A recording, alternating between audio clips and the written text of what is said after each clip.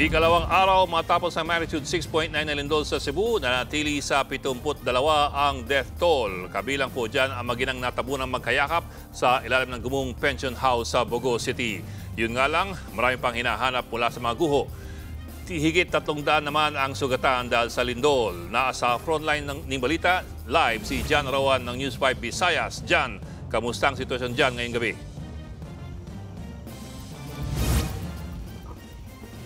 Sawi at kabila na nga dyan ang isang buntis at 4 na mga bata matapos nga gumuho ang mga bahay nila sa isang housing village ng mga Yolanda survivors dito sa Bogo City.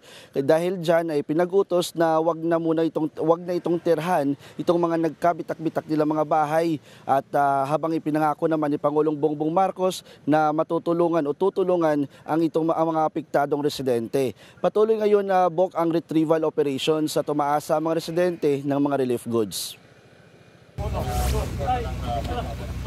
Magkayakap ang bangkay ng mag-ina ng matunto ng mga rescuer mula sa gumuhong pension house sa Bogo City, Cebu. Unang na-retrieve ang katawan ng 4 na taong gulang na batang lalaki. Sunod na nakuha kanyang 35 anyos na ina. Kwento ng padre de pamilya, isinama ng asawa ang anak nang pumasok ito sa trabaho bilang kasambahay at caretaker. Patuloy ang retrieval operations kung saan 2 turista ang nawawala pa rin. Sa housing village ng mga Yolanda survivors sa Bogo City, Cebu, tsinelas at laruan na lang ang naiwang alaala ng mga bata na nasawi na 6.9 magnitude na lindol. 2 pamilya o 7 individual ang binawian ng buhay dito, kabilang ang isang buntis at 4 na musmus. Hindi na rin makauwi ang ilang pamilya dahil nagkabitak-bitak ang kanilang mga tirahan. Na kami papitirahin balik dito kasi maraming damage. Sana po kami. Kaya kami po nananawagan talaga sa gobyerno. Sana mabigyan kami ng lote o pabahay man lang po. Paano na kami magsimula ulit? Wala kaming mga tahanan ngayon. Nasa kalsada lang po. Ipinag-utos na ng lokal na pamahalaan na huwag nang balikan ang housing village. Samantala, nagkagulo naman kanina sa pamamahagi ng relief goods sa mga biktima ng lindol, kaya itinigil na lang ang distribution ng ayuda ng DSWD. Sa barangay na lang idadaan ng DSWD ang pamamahagi ng pagkain sa mga biktima ng lindol. Samantala, napasugod naman ang mga rescuer sa isang gumuhong apartel. May mabaho kasing amoy na nanggagaling mula sa loob ng gumuhong gusali. Hinala nila may mga taong natrap sa loob. Di nila mapasok ang gusali dahil delikado, kaya kinordon muna ang lugar.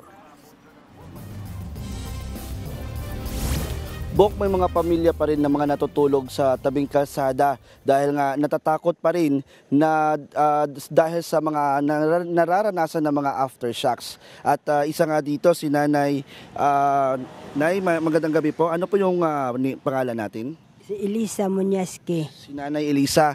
At ito yung mga pamilya nila. At nandito sila sa tabing kalsada at natutulog. Nagbabanig lang sila dito at nakatolda dahil natatakot pa silang bumalik sa kanilang mga bahay dahil nga sa mga aftershocks. Nay, kumusta po kayo dito at ano po yung panawagan natin? Ang amo kwanti sir ng pagkaon, tubig, may balay. Amoy among kinahanglan ang pagkaon gud unta sir sa among mga pamilya. Kaaron medunan may ikaw makaon. Pait man kaayo sir nga gagian mi og kuan kining linog lagi in taon. Kung kaluluoy gud in taon mas labaw pa ko makaluluoy nga wakoy bana, wakoy anak. Muna kuyog ko sa ila nga kon nga ri bakwit nga ri in taon kaya kumbay naguba man. Nya kuan pag ako kanang naigo gali ni akong ulo sa kuan kahoy. Manang makulo igin taong ko. Maraming salamat, Nay, ha. Ang sinabi ni Nanay ay humihingi sila ng tulong tulad ng pagkain, maiinom na tubig. At si Nanay kasi yung bahay niya, Bok, ay naapektuhan o nawasak ng lindol, ng 6.9 magnitude na lindol. Kaya nga dito sila at ang ilan sa kanilang mga tirahan din ng kanyang mga kaanak ay nawasak o nagkabitak-bitak yung mga bahay.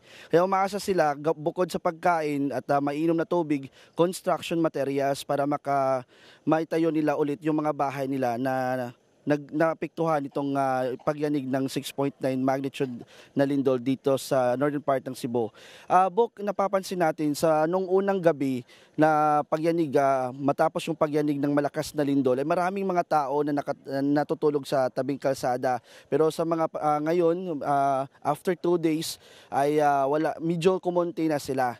At update lang din sa supply ng kuryente dito sa northern part ng Cebu, Bok. Unti-unti nang bumabalik yung supply ng kuryente. O nga dito sa ating kinatatayuan, may mga umiilaw na ang mga poste ng kuryente. At yan muna ang latest, Bok, mula dito sa Daan Bantayan, Cebu. Well, Jan, tanong ko lang kasi yung pinakita mo ngayon lang, talagang tolda lang, tapos hindi man lang maayos sa tolda kasi hindi man batak eh. Naitanong ko yan dahil may parating na bagyo, so hindi ko lang alam, baka mamaya ulanin kayo dyan. So, ilan talaga yung shelter nila? Tama ka dyan, Bok, no? Nakakaawa ngayon tingnan yung sitwasyon nila dito. Nakabanig lang sila, tapos pag umulan, mababasa talaga sila. Nay, pag umuulan ba, ano ba yung gagawin ninyo dito? Papasok po ba kayo sa mga bahay ninyo? Dito lang kayo hanggang mababasa kayo? Mangita may pasukan, sir, nga dili may mabasa. Manuban mo. Hindi kayo papasok sa bahay nyo? Di man layo man ang among balay, tuwa man dito dapit sa ilog. Nga, among ilog, ang kuwansa na ay naliki. Nga mahadlok mami nga makuhunag. Munang nanibat mi nga re. Yun, salamat na ha. Yun din ang problema, Dok, kasi Bok, kasi yung bahay nila, may mga bitak sa gilid. So anytime pwedeng bumigay. Ito'y epekto ng lindol. At yung mga evacuation center din, Bok, ay hindi pareha ng mga kalamidad like bagyo. Apektado din itong mga evacuation center, Bok, yung mga gym ay hindi rin safety dahil apektado din yung structural integrity. Yun nga dahil sa epekto ng lindol. So ito na, dito na lang sila nagtsatsaga. At kung umulan man, ay maghahanap na lang sila ng masisilungan. Yeah. Well, John, I understand yung concern over the safety dun sa mga bahay na maaring unstable. Pero yung pagkakagawa ng tolda nila, hindi man lang maayos sa pagkakagawa. Dapat man lang may tumulong sa kanilang gumawa ng tolda maayos-ayos. Kasi mababasa talaga yan. Hindi man lang bataking tolda eh. But anyway, sige, let me move forward. My question to you is this nabanggit din kasi kanina na marami pang mga hinahanap doon sa mga guho. Any idea kung ilan pa ang missing?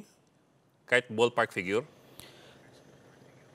Sa last na tala ng provincial government, Bok, nasa 2 yung pinaghahanap ngayon. Mga turista daw ito, Bok, na naka-check-in sa isang pension house. Dito sa isang pension house kung saan din natagpuan yung mag-ina na natabunan ng semento o natabunan matapos nga gumuho itong kanilang pension house. Nandun din naka-check-in itong 2 turista. So ngayon ay patuloy pa itong pinaghahanap ng mga rescuer. Okay, maraming salamat at ingat kayo dyan, Jan Aroa. Mga kapatid, Ed Lingaw po, maging maalam at may pakialam sa mga napapanahong balita sa ating bansa. Para sa mas malilimang pagtalakay at paghimay sa mga issue at headlines, mag-follow at mag-subscribe sa social media pages ng News 5.